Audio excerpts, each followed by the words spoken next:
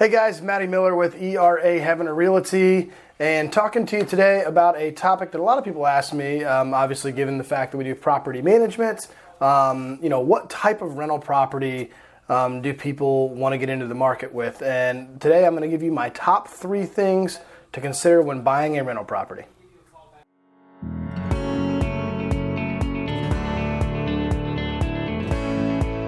All right, so top 3 things to consider when purchasing a rental property. And there are multiple different philosophies in real estate investing. None of them are wrong or right, but all of them have their pros and cons.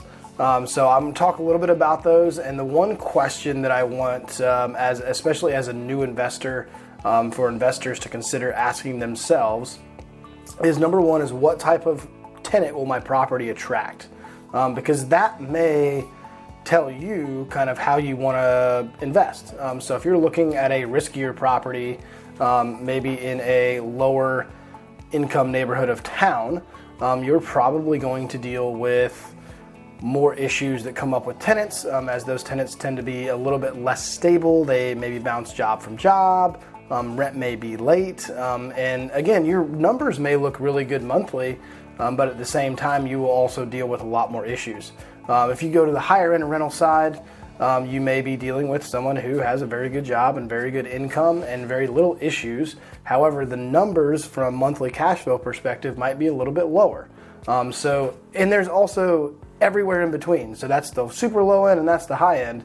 But at the same time, if you don't want to deal with a lot of uncertainty that really goes into, your higher end rental properties might be your better answer. If you're trying to create cash flow, your lower end may be the exact type of property you want. And there's different property managers that manage each of those subsections as well. So that's the one question, is what type of property do you want your tenant to attract and what are you comfortable dealing with? So that's number one. So think about what type of tenant you really want to attract with your rental property.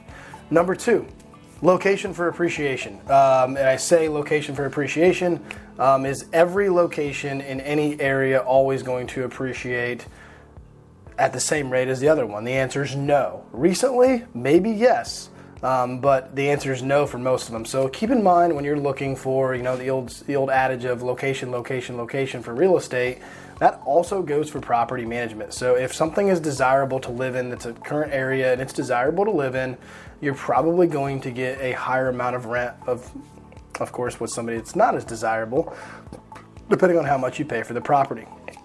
So areas that are constantly in Jacksonville, a specific area is the St. John's Town Center, which is a very big, younger area. There's clubs, there's bars, there's shopping, there's dining, there's all that stuff around there. And if you're within, 5 to 10 minutes of that, that's a big selling point for a lot of people. And those homes typically do not stay vacant very long. So that's a huge thing. Same with the beaches. Not as much same for maybe, let's say, the west side of Jacksonville, way out there. And there are people that are looking for those, but they typically don't last will last longer on the market compared to something that is close to a St. John's Town Center, the beaches, or things like that. So location is important. Consider that in relation to appreciation. And we can talk about appreciation as a long-term investment strategy or a cash flow side. We can talk about, that's a whole different conversation, and maybe that's the next video, is different strategies and how to invest.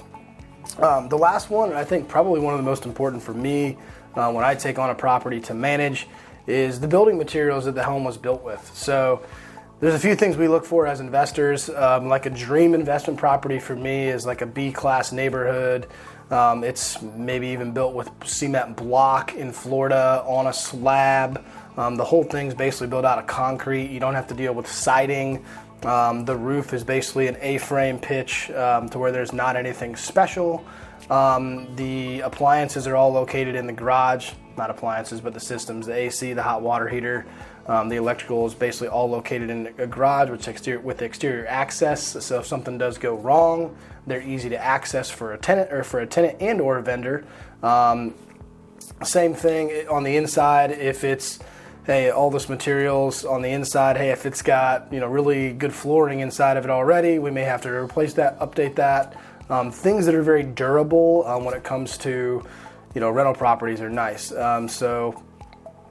Even considering countertops or cabinets, things like that are going to be a little more durable, and you might have to spend a little more money if you're going to redo a property to make it that way.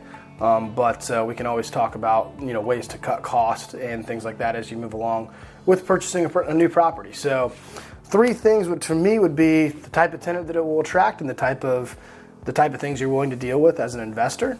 Number 2 would be the location. Obviously, we talked about that. It's pretty simple to understand. And number 3 is the building materials that basically go into the house. So you have a 1960s house that's built with block. It's a lot easier to take care of. You avoid termites with block as opposed to stick built, things like that. Not that most homes will be stick built going forward for probably the end of my lifetime. I don't think we'll ever go back to using concrete, but those properties will obviously have a little more issues that you have to deal with going forward. So keep all those 3 things in mind if you want to have a deeper conversation about what you should buy and where you should be looking.